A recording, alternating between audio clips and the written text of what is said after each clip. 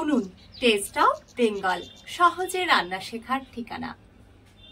আপনাদের সাথে আমি পায়েল সরকার। শুরু করছি আজকের রান্না।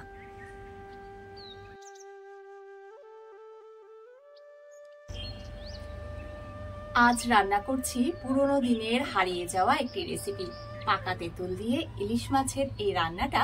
আপনারা দেখুন আর আপনাদের কেমন লাগলো কমেন্ট করে জানান। সব প্রথমে আমি কিছুটা জল নিয়ে তাতে পাকা তেঁতুল ভিজিয়ে রাখছি। এখানে 3 পিস ইলিশ মাছের জন্য আমি 2টো তেঁতুল ভিজিয়ে রাখলাম।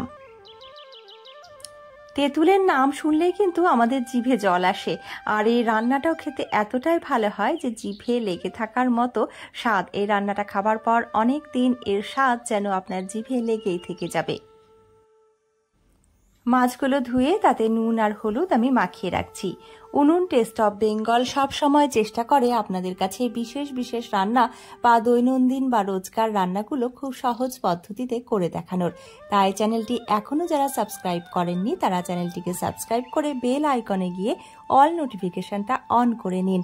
আর শুধু ইউটিউব নয়, আপনারা চাইলে ফেসবুকেও পেয়ে যাবেন উনুন টেস্ট অফ বেঙ্গলের পেজটিকে। ইলিশ মাছের নানান রকম পদ আমরা রান্না করে থাকি, আর ইলিশ মাছ আমাদের সবারই খুব প্রিয়। তবে আজকের রান্নাটা একেবারেই অন্য ধরনের রান্না। এই রান্নাটা আমি প্রথম খেয়েছিলাম ঝাড়গ্রামে, আমার এক বন্ধুর বাড়িতে ঘুরতে গিয়েছিলাম, আর ওইখানে কাকিমা আমাকে এই রান্নাটা করে খাইয়েছিলেন। কড়াইতে 2 টেবিল চামচ তেল দিয়ে তাতে আমি মাছগুলো ভেজে নিচ্ছি।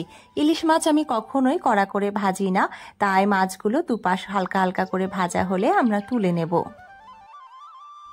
বিভিন্ন ধরনের রেসিপির সাথে সাথে আপনাদের কাছে আমি একটা বার্তাও পৌঁছে দিতে চাই যে খাবার এবং জলের অপচয় করবেন না, খাবার ভাগ করে নেবেন, এতে ভালোবাসা বাড়ে।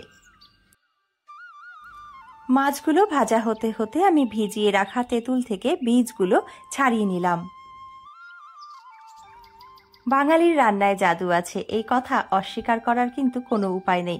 যারা ইলিশ মাছ মানে শুধু সর্ষে ঝাল তেল মশলা বোঝেন তাদেরকে বলবো একদিন এই রেসিপিটা অবশ্যই ট্রাই করুন। আর যাদের তেঁতুল ভালো লাগে তাদের তো বলবো এই রান্নাটা খুবই ভালো লাগবে।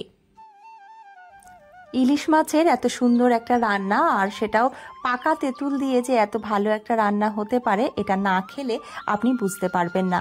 মাছ ভাজা হয়ে গেলে কড়াইতে আমি ফোড়ন দিয়ে দিয়েছি কালো সর্ষে, কিছুটা গোটা কালো সর্ষে আমি ফোড়ন দিয়ে দিলাম। আর এবার 2 টেবিল চামচ সর্ষে বাটাও দিয়ে দিলাম। সর্ষে বাটা 1 মিনিট মতন ভাজার পর এর মধ্যে আমি তেঁতুলের জলটা দিয়ে দিলাম।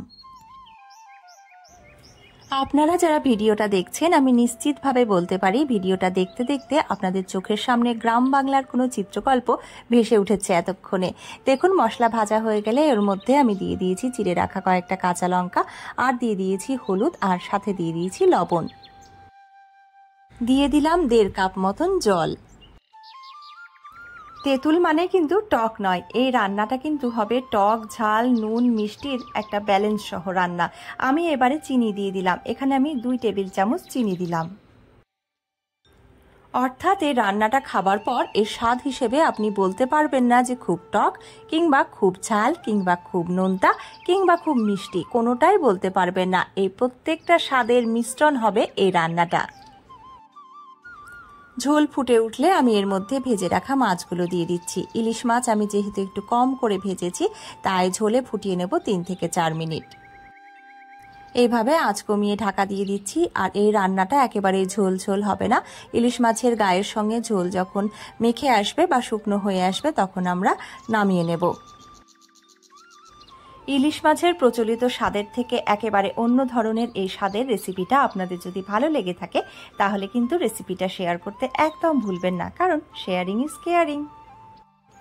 রান্না হয়ে গেছে, এবারে উপর থেকে 1 চা চামচ সর্ষের তেল, কাঁচা সর্ষের তেল ছড়িয়ে দিয়ে ঢাকা রেখে দিচ্ছি আরও 1 মিনিটের জন্য। ভিন্ন স্বাদের এই রেসিপিটি আপনাদের কেমন লাগলো কমেন্ট করে কিন্তু অবশ্যই জানাবেন। আপনিও একদিন এইভাবে রান্না করুন, আর আমার বিশ্বাস যে এটা খাবার পর আপনিও বলবেন এই স্বাদের ভাগ হবে। ধন্যবাদ।